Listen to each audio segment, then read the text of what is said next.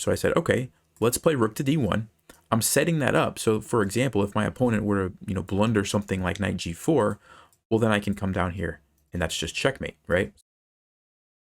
So I published a video a couple months ago, or several months ago now, called the top 23 checkmate patterns.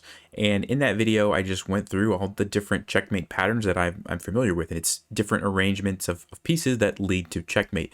And as you play your games, you want to be keeping an eye out for those patterns. And I had a really good example of how one of those patterns showed up in my game, and I was able to find a pretty nice move. So I want to show it to you now and kind of talk through this game and the critical moment where I noticed that particular pattern. Let's take a look. All right, so here we go. This was a 3-minute game. I'm not sure why it says 259, but anyway, I did get to play the Sicilian, the bishop b5 Sicilian, which I'm very comfortable with. Knight d7, d4. I've talked about this before. If the knight's not going to c6, I'm going to be playing d4 and getting my queen on d4. Takes. a6, I did go ahead and trade off the bishop for the knight. You do have to be careful giving up your bishops for your opponent's knights, but this opening, that's kind of the whole point, right? I played bishop b5 with the intention that, hey, if this knight goes here or here, I'm most likely going to be giving up my bishop, and I do get a lead in development, and so I think it's a fair trade-off. So knight c3, knight f6, bishop g5, e6, very standard stuff. Castle, queenside, I've played this many, many times, and most players will play bishop e7, and then I play e5. And I get into a nice position there as well. Now, this guy decided to go with bishop to c6, which is, I don't know that I've seen this move before. So a little bit different. But I knew kind of the idea is generally that you want to play e5, right? I mean, I'm already developed. I can't develop any more pieces. I'm already castled. I already have this rook in a nice position. You could say that there's maybe one more improving move that I could make, rook here.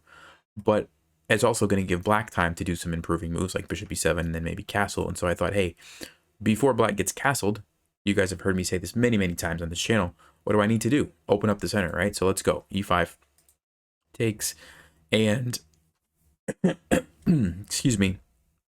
I decided to trade because I felt like the end game that we were going to get into after I made a bunch of trades was going to be favorable to me. Looking at it right now, Stockfish says queen takes e5 was completely crushing. And it looks like it has to do with the fact that the tempo on the queen, let's say queen b6, what is my follow-up here? Oh yeah, I'm just going to be winning the pawn here. And then, of course, something like queen e7 is a terrible move now because the bishop can't get out. So yeah, that makes a lot of sense. I don't know why I didn't see that in the game, but getting the rook on the queen and then just the pressure here, getting my queen there is going to be really strong. So I have to remember that for next time. But I decided to go ahead and trade because I saw that after this, I'd be able to, first of all, capture this with a big threat on f7. Bishop e8 probably was black's best move, just to save the bishop and also defend the pawn. And then the game goes on. I felt like I was going to get some compensation here with the rook, and black's rook is kind of misplaced. But after I took, my opponent played king to e8, which I was happy about, because whenever I have an opportunity to mess up the pawn structure over here on the queen side, I usually go for it, right? So that's what I did. And now I have two isolated pawns that can be easy targets for the rest of the game. Okay, so now my goal was mostly to, see how can I take advantage of these, but also I noticed a really interesting mating pattern. And there's a mating pattern, I can't remember the name of it. I'm actually really bad with the names. But that doesn't matter. You don't need to remember the name of the mating pattern. You just need to remember what it looks like. But it's with a rook and a bishop, and it's when the bishop is cutting across the king like this, and you bring your rook down. And so the rook is putting the king in check. The king can't escape because the bishop is covering that square and also defending your rook. So you only need two pieces to do it. And I noticed it here. So I said, okay, let's play rook to d1. I'm setting that up. So for example, if my opponent were to blunder something like knight g4, well, then I can come down here. And that's just checkmate, right? So that's what I was going for. Of course, I didn't think that my opponent would actually do that, but I'm just setting it up because now it's basically pinning the knight. If the knight moves, I have that. So it's kind of a weird way to pin the knight. And it's also, this is where I would want to put my rook anyway, even if that tactic didn't exist. This is the only open file. This is where my rook needs to be. This is how I'm going to hopefully invade and at some point attack these weak pawns, right? So I played there, and at the back of my mind, I'm just remembering, okay, this is here. Let's just keep that in mind because maybe some tactic will pop up where I can make use of that, right? And sure enough, the next move of the game, bishop to c5. And I said, okay, what happens if knight e4? Because remember, if black decides to take me, guess what? It's game over, checkmate, right? And knight e4 is kind of a nice move because I'm forking these pieces. Now, of course, black can go back to e7 and kind of defend, but that seems like a wasted move. And it seems like I got knight e4 for free, basically, right? Like if you imagine if my opponent had just played bishop e7, and now I play knight e4, well, I can't even do that. It's just a blunder because yeah, black just takes it and this is just a trade, right? So that wasn't even an option for me. But after bishop c5, now it was. So knight e4, and then my opponent did go back. All right, so at this point, you remember my goal was kind of to try to attack these pawns, right? Well, I can't really do that with my rook easily because all the squares are taken. Now, maybe I could go rook d4 and then come over like this, but that's going to take 2 moves, which is going to give black time to castle and then do something with their rook, and then I have to watch out for black's rook, and also my knight is just being attacked, right? Remember what I said earlier, I can't just leave my knight there. Now this does defend it, but then black can kind of just trade a bunch of stuff and the king comes over, we go into an endgame. Maybe it's slightly better for me, but I noticed that knight to d6 check is going to either prevent black from castling because they have to move the king, or they're going to have to capture me, which brings my rook up immediately and attacks the pawn, right? And so that's much quicker than this plan of like taking 2 moves to do that. So I said, okay, let's do it. Knight to d6. Opponent did play king to f8. They didn't want to allow my rook to come up, which is okay, fine, but now they can't castle. And the really bad news for black is this rook is stuck.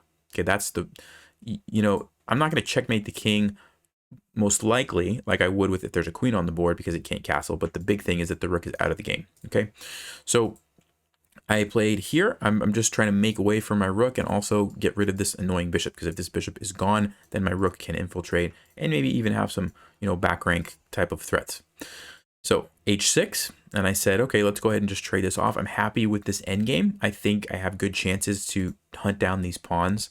I have my knight ready to go over here. I have my rook ready to go. And again, you know, black's rook, maybe 1, 2, 3 moves later, it gets in the game. Right, but right now, you know, black can't really activate that easily. So rook to d7, you know, if you have an opportunity to put a rook on the 7th rank, it's usually a pretty good idea. I could have went rook to d6. Let's actually check what does Stockfish say here. No, it says rook d7 was the best move. So, you know, rook d6 is also a good move, attacking the pawns. And then I guess basically black's just going to ignore it and activate the rook. And then let's see what is it saying. Yeah, king g7. So I'm actually getting 2 pawns. Oh no, my knight's hanging. Okay, so that's the idea, right? So, I mean, I could have easily won that pawn, but I was like, let's just go for the really active piece placement. And sometimes this is better than just winning some pawns, right? And this is something that Stockfish does all the time, right? You think like, oh, it's going to take this free piece, and it's like, nope, there's a better move, and it plays something else. So rook d7 is kind of in that, following along that train of thought, right? Going for just the most active placement for the rook, cutting off the king, putting pressure here. And I can still come over here at any moment, right? And attack these pawns later. So I'm not like forgetting about them. I'm just doing some other stuff in the meantime. And then I got a little bit, you might say, lucky here. My opponent blundered and played bishop to e5. If you want to pause, what did I play here? This is a pretty easy one. If you had a chance to look at that, it's rook to d8, and it's not just winning the rook, it's actually just checkmate because the knight's covering here. And this is another pattern that I've seen before, rook and knight kind of helping each other like this. I don't know what this one's called either, but it just kind of goes to show keeping those mating patterns in the back of your mind. And you never know when they're going to pop up, right? One simple move, like there's a bishop here, but then all of a sudden the bishop moves away. And there you go. So, and even strong players, you know, make these kind of mistakes. So anyway, hope you guys enjoyed this video. And if you haven't seen the other video, I'll link it up here where I analyzed a different game and talked about another kind of tactic, but similar style as this video. But as always, thanks for watching. Stay sharp, play smart, take care.